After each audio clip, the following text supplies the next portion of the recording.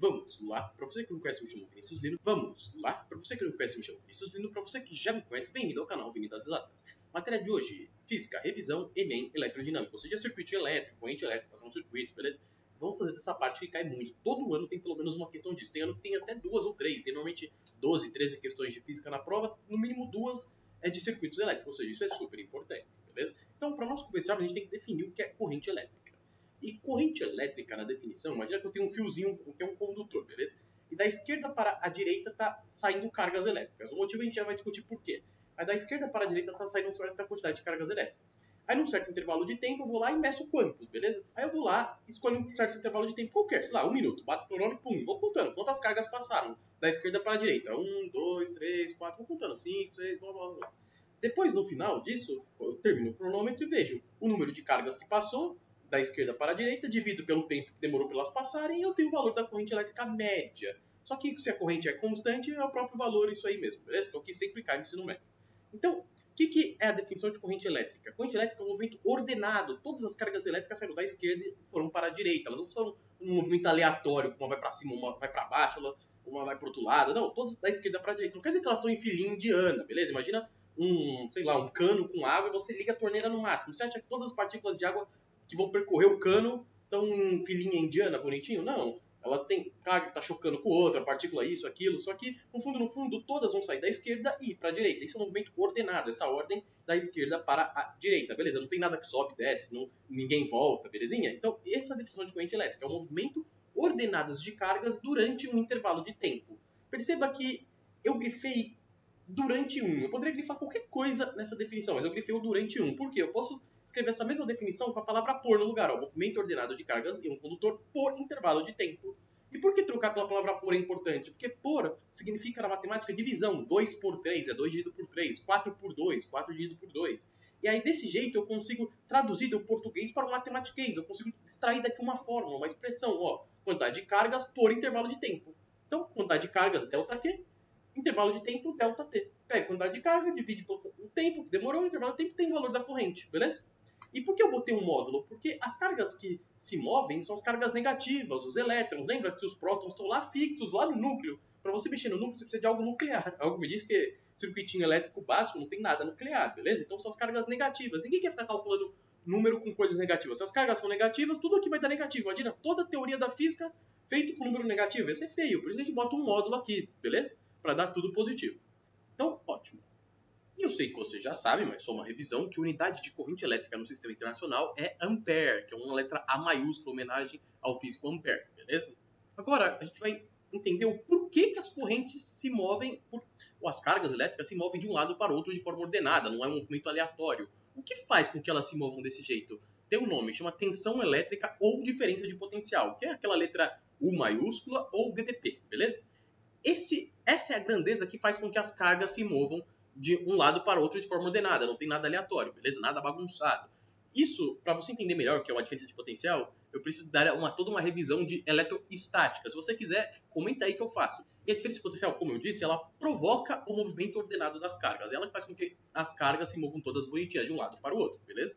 E diferença é o potencial, diferença de potencial é o potencial inicial menos o final nessa ordem. Cuidado! Se falasse variação de potencial, era o final menos o inicial. Mas como falou diferença, é o inicial menos o final. Aí você fala, mas inicial, final, o quê? Ó, imagina que tem lá o condutor, beleza? O lado esquerdo e o lado direito.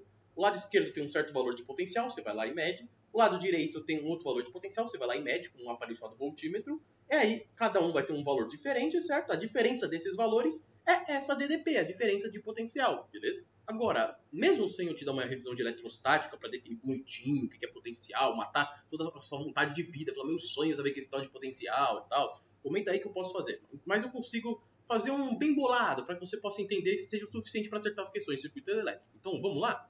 Mas antes, eu não posso deixar de falar para você que a unidade de diferença de potencial, a unidade de potencial do sistema internacional é o volt, beleza? Que é um V maiúsculo, em homenagem a Alessandro Volta, beleza? Então, prosseguindo, olha aqui esse meu exemplo. Temos aqui um condutor, certo? E tem as cargas negativas, que são essas que se movem na vida real mesmo, certo? Estão em um movimento ordenado, todas da esquerda para a direita, no meu exemplinho aqui, que é um fio metálico, lembra das suas aulas de química que metal é um bom condutor de eletricidade? Beleza, estamos aqui. E vocês também se lembram agora das suas aulas de eletrostáticas que o negativo é atraído para onde? Para o positivo. E o negativo odeia estar perto de negativo, eles se repelem, tanto caiu agora na FUVEST, beleza? Então, o que nós temos? Se os negativos estão indo da esquerda para a direita, significa que o lado direito é o lado mais positivo, certo? Ou seja, o menos é atraído para o mais. E, obviamente, o lado esquerdo é o lado mais negativo. Só que você não vai escrever isso numa prova escrita, por exemplo, o lado direito é o mais positivo, o lado esquerdo é o mais negativo. Não, você vai fazer o quê? Você vai falar de um jeito bonito pra caramba, certo? Então, qual que é a linguagem que a gente tem que usar? Você vai falar que o lado direito, que é o lado mais positivo, é um lado de maior potencial. O lado esquerdo, que é um lado mais negativo, é um lugar de menor potencial. E você não vai falar que o menos é atraído para o mais. Você vai falar que cargas elétricas negativas vão espontaneamente, ou seja, vão sozinhas, para a região de maior potencial. Ou seja, o menos vai para o lugar do mais. Estou falando isso de um jeito bonito. E é assim que vai cair nas alternativas, provavelmente. E se falar isso fosse positiva, você não vai falar que o positivo é atraído pelo negativo. Isso é feio, você vai falar mais bonito. Você vai falar que o positivo vai espontaneamente, ou vai sozinho para a região de menor potencial. O menor potencial é o menos, belezinha? Agora que você já entendeu mais ou menos que o potencial é uma medida se as coisas são mais positivas ou mais negativas, agora vamos continuar. Lembrando que essa não é a verdadeira definição de potencial, beleza? A verdadeira definição de potencial é energia potencial por unidade de carga. Você fala, não entendi nada, mas beleza. Se quiser entender, comenta aí que a gente faz a revisão. Mas como eu gosto muito de você, vou te dar uma dica, que é um cuidado. Isso também, além de cair na física, cai muito em questões de eletroquímica. Questões de eletroquímica, eles perguntam muito qual que é o sentido do fluxo dos elétrons. Depois ele pergunta qual que é o sentido da corrente elétrica. Você fala, corrente elétrica é feita pelo fluxo dos elétrons, fluxo ordenado. Não é o mesmo?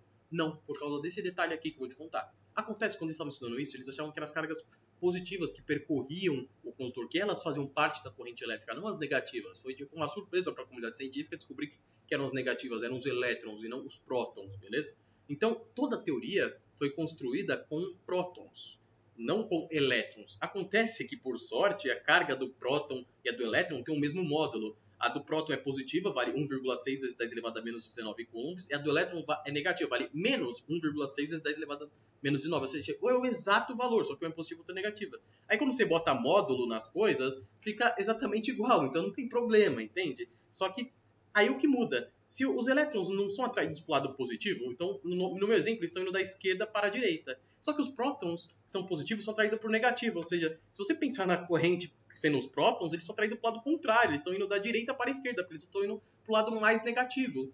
Então, toda a teoria foi feita com a corrente no sinal invertido do que é na vida real. Esse é o sinal de corrente. Então, quando nas suas questões de eletroquímica ele pergunta qual que é o fluxo de elétron, você descobre lá do jeito que o seu professor de química te ensinar, fluxo de elétron tem um sentido, que é do jeito que ele te ensinou.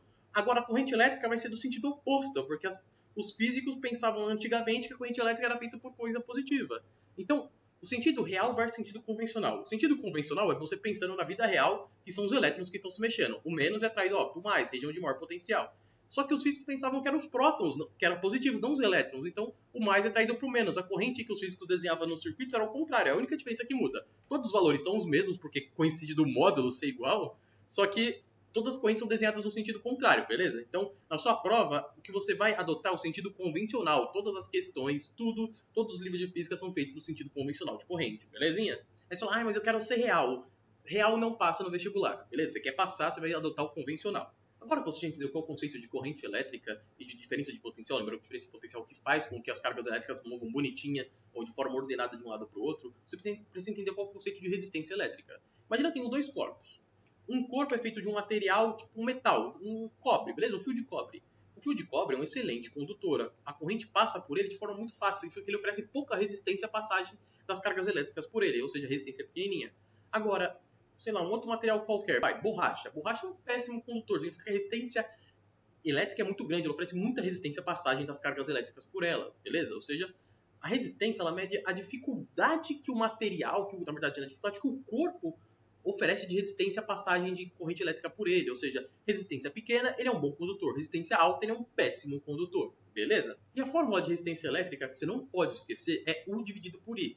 Por que é U dividido por I? É bem fácil, ó. Corpos que têm resistência elétrica grande, para você jogar um valorzinho, michuruca de corrente elétrica, você precisa de um muito grande, você precisa gastar muita bateria, uma voltagem enorme para poder fazer passar uma quantidade de corrente. Agora, corpos que têm uma resistência pequenininha, Você não precisa de um U tão grande para fazer aquela mesma quantidade de corrente passar pelo corpo, beleza? Então, naturalmente, a fórmula tem que ser essa. Resistência é U dividido por I. Daqui que surge a famosa fórmula URI. Se você passar o I multiplicando, U igual a R vezes I, beleza? Ou seja, essa não é a primeira lei de Ohm. A primeira coisa que você tem que saber, a primeira lei de Ohm não é essa, beleza? E agora, antes da gente continuar, a unidade de resistência elétrica no sistema internacional é homenagem ao Ohm, e essa letra grega ômega maiúscula, beleza?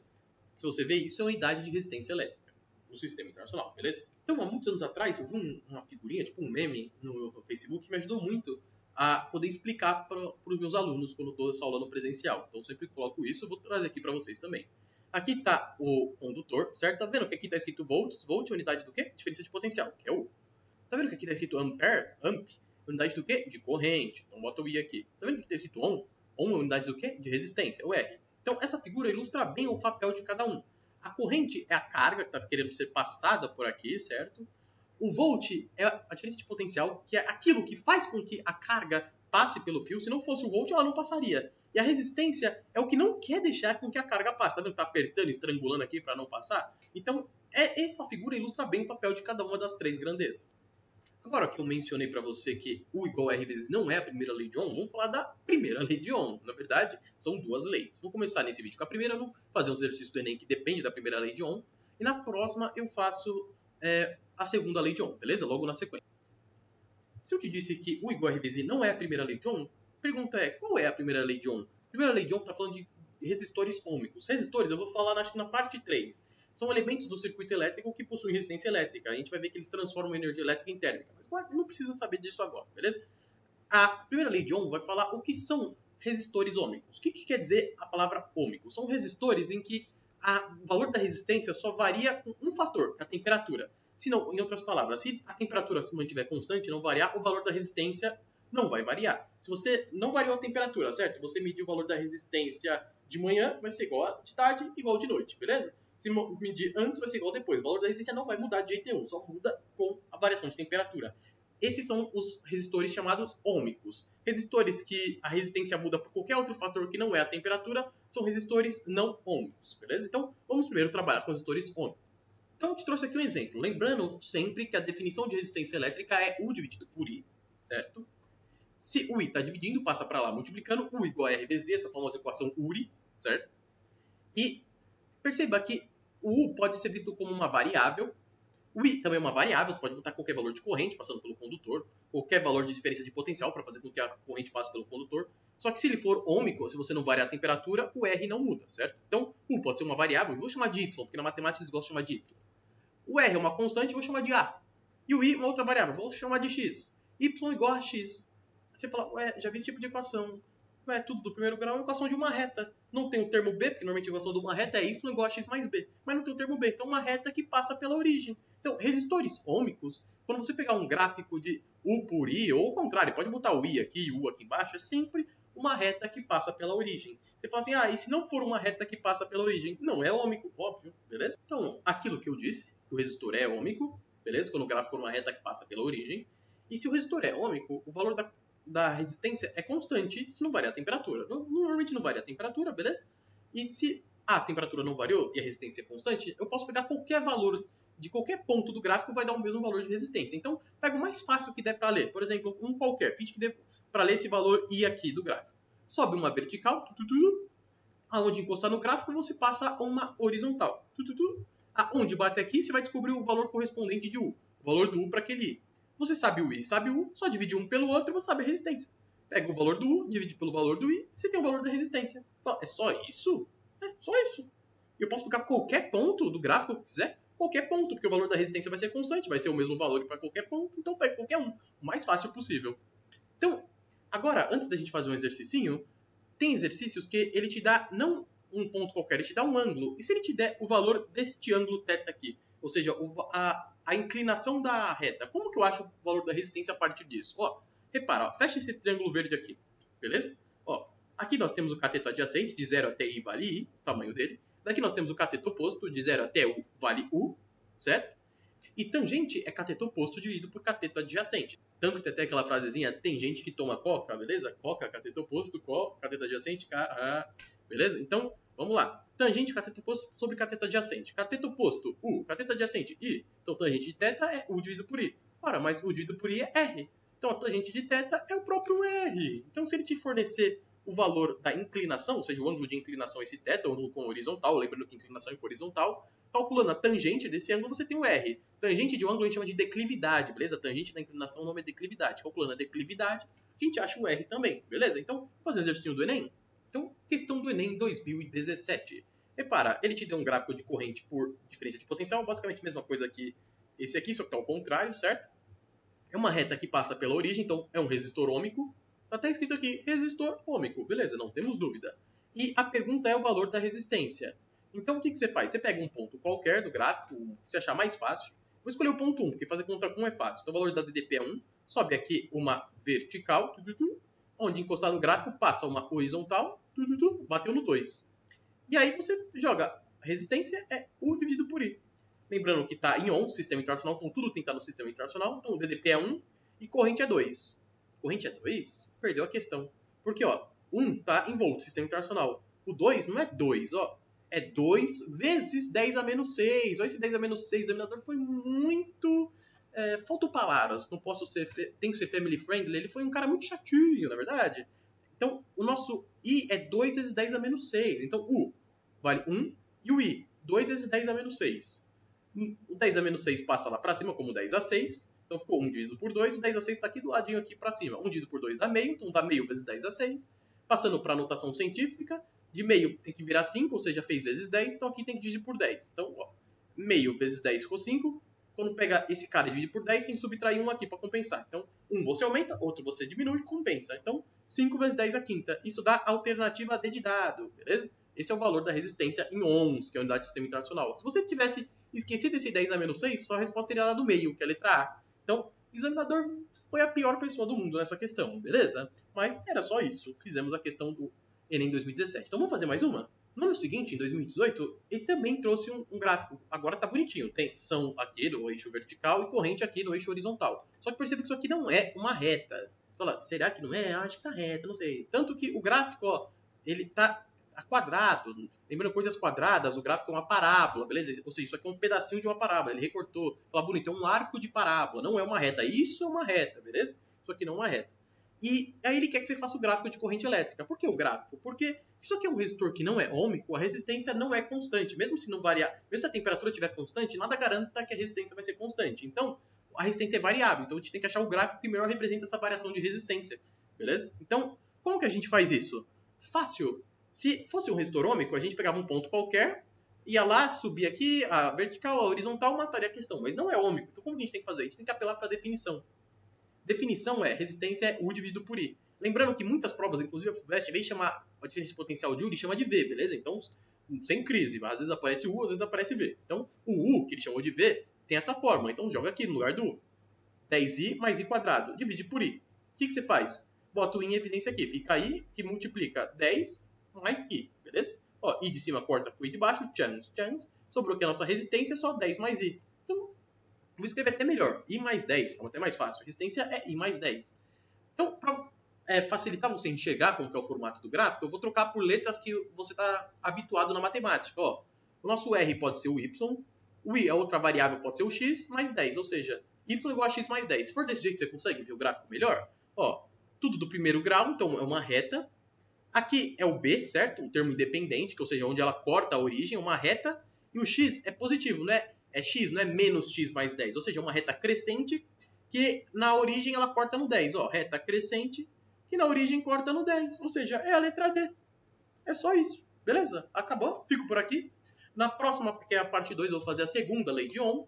Então, é nóis. Deixa o like, compartilha, se inscreva, compartilhe com um amiguinho, porque é melhor que entrar na faculdade junto com seus amigos, que vai todo mundo junto pra festa. Beleza? Então, é nóis. Fui!